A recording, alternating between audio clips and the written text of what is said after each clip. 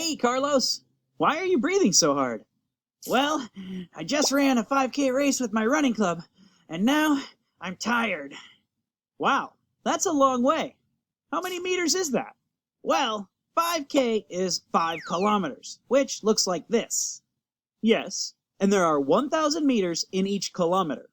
So I can place a 1,000 meter tile under each kilometer, right? Yes. It looks like there are 5,000 meters in 5 kilometers.